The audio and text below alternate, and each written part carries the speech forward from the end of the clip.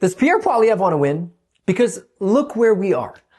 Mark Carney has adopted a huge chunk of Poilievre's economic diagnosis. Either because he believes it or because he reads the room, Carney is articulating and implementing a vision of the country that sounds suspiciously like the one Poilievre has been shouting from the rooftops for years. Housing, productivity, red tape, stagnation, the middle class slipping through the cracks, major projects.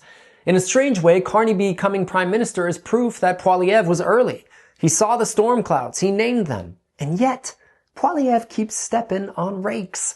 Conservative MPs crossing the floor, others resigning outright, and now we're back in this endless cycle of pundits whispering the most embarrassing sentence a leader can hear. Can he even stay on? And then there's a thing his team cannot spin away because the camera, it catches it every single time. He refuses to just be normal. A reporter asks a question he thinks is unfair, and instead of letting the moment breeze past him with a smile, he launches into this whole combat routine. The media is biased. The question is illegitimate. The world is against him. It's the Trump toolbox. But here's the uncomfortable truth. For all the ways he imitates Trump, he's missing the one ingredient that makes the whole recipe work. Trump is talented.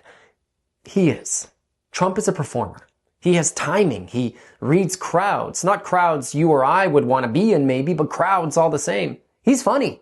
He knows how to diffuse tension with a joke or twist a question into a punchline. It's poisonous charisma, but it's still charisma. Ask yourself a question. Has Pierre Poilievre ever made you laugh? And I say that as someone who has spent my entire professional life on stages. I recognize the craft even when I reject the script. Trump knows how to land a beat. Poilievre, on the other hand, reacts like a man who thinks tension is the point. And that's what makes this whole thing so wild, because he was winning.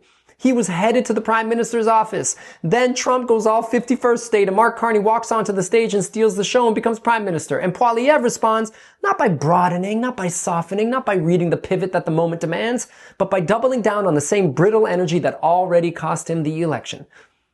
One of the best directors I ever worked with once told me that he can always tell the real actors from the ones pretending. Watch what happens when their shoelace comes untied on stage. The real actor bends down, ties it, folds the moment back into the scene. Maybe they keep on saying the lines.